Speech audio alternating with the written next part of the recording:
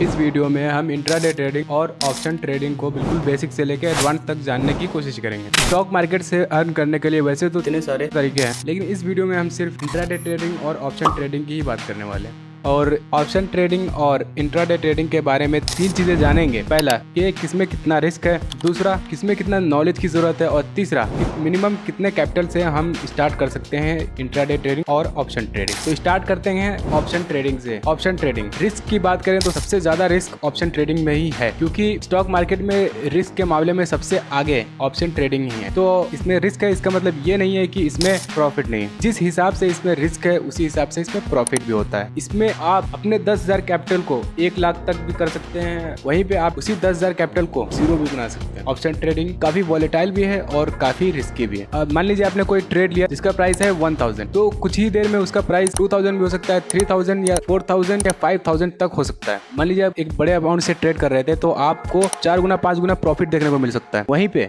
एक ट्रेड का प्राइस 1000 था, कुछ ही देर में उसका प्राइस हट के 900, 800, 600, 500 तक जा सकता है। तो मान लीजिए अगर आप एक बड़े अमाउंट से ट्रेड कर रहे हैं तो आपका कितना लॉस हो सकता है। कैपिटल की बात करें तो मिनिमम आप 2000 से लेकर 5000 मिनिमम कैपिटल से भी आप ऑप्शन ट्रेडिंग स्टार्ट कर सकते हैं। बाकी नॉलेज की बात करें तो आपको ऑप्शन चेन के बारे में मालूम होना चाहिए, और बाकी ये सब चीजों के बारे में आपको बहुत अच्छे से नॉलेज होना चाहिए, तब जाके आप एक ऑप्शन ट्रेडिंग में प्रॉफिटेबल ट्रेडर बन सकते हो। नेक्स्ट बात करते हैं इंट्राडे ट्रेडिंग। सबसे पहले बात करते हैं रिस्क की। रिस्क की बात करें तो इसमें ऑप्शन ट्रेडिंग के मुकाबले इसमें रिस्क थोड़ा कम होता है, लेकिन ऐसा नहीं कि इसमें रिस्क कम है, इसमें भी बहुत ही ज्यादा रिस्क। इंट्राडे ट्रेडिंग के अंदर भी काफी ज्यादा रिस्क होता है। इंट्राडे ट्रेडिंग एक ऐसा ट्रेडिंग है जिसमें आप जो भी स्टॉक्स बाय करते हो उसी पर्टिकुलर दिन के अंदर सेल करना रहता है। जिस दिन आप स्टॉक बाय करते हो उसी दिन आपको सेल करना होता है, इसलिए इसको बोलते हैं इंट्राडे ट्रेडिंग। तो बात करते हैं कि इसमें रिस्क क्यों है। तो असल में इसमें रिस्क इसलिए क्योंकि इसमें हम मार्जिन लेते हैं ब्रोकर से। मार्जिन का मतलब उधार लेते हैं। तो उधार किस तरीके से लेते हैं अभी समझते हैं। इस बात किस तरीके से उधार लेते हैं को आप इसको समझते हैं। मान लीजिए आप 10,000 रुपए से ट्रेड करते हो और आपको मार्जिन मिलता है 5 गुना। 5 गुना मतलब 5 टाइम्स। तो